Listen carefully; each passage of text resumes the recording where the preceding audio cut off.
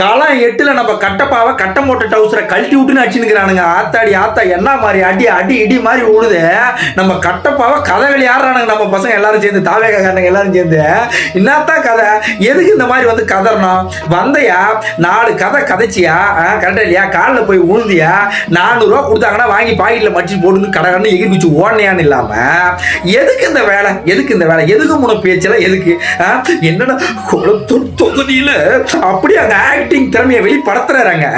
அதாவது நடிப்பு திறனை வெளிப்படுத்தி நான் 400 ரூபா வாங்கியே தான் தீர்வனே அனத்துறாரு நம்ம பாபு, நம்ம கட்டப்பா பாபு. பாபுனா பாபு தான்.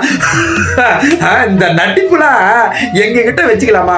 பம்மாரியன் நாய்க்குட்டி மாதிரி ஒரு டோப்பாவை போட்டு நீ அனத்தை எங்களுக்கு தெரியாது நினைச்சிட்டு இருக்கியா?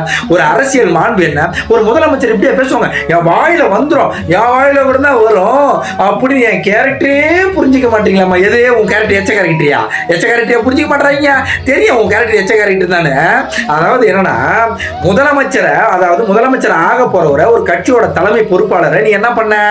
டோப்பாவை வந்து பம்மாரி நாய்க்குட்டி மாதிரி ஒரு டோப்பா போட்டு என்ன அனுத்தன? விஜய், நீங்க அடுத்த படத்துல போய் நடிங்க, உங்களுக்கு இதெல்லாம் செட் ஆகாது. நடிகை வேலையை மட்டும் பார்க்கணும், என் கேரக்டரே எச்ச கேரக்டரே புரிஞ்சிக்க மாட்டீங்களாப்பா அப்படின்னு ஒரு முதல்வரை நீங்க ஏளனமா பேசலையா?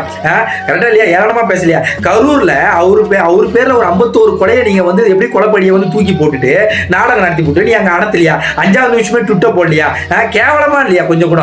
இந்த மாதிரி அரசியல் மாண்பே தெரியாம மழுப்பி தள்ளிட்டு இங்க வந்து ஒரு தலைவரை வந்து ஒரு கொடத்தூர் தொகுதியில் கொடூரமா அடி வாங்கின தலைவரை பார்த்து அவர் என்ன சொல்றாரு? என் வாயில வந்துடும் அப்படின்னு சொல்றாரு.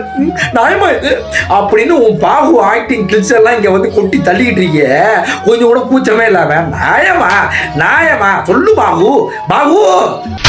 நீ கேட்ட ஒவ்வொரு கேள்வி என்ன செருப்பால் அடிச்ச மாதிரி இருக்குடா. மாதிரி இல்ல, உண்மையிலே செருப்பால் தான்.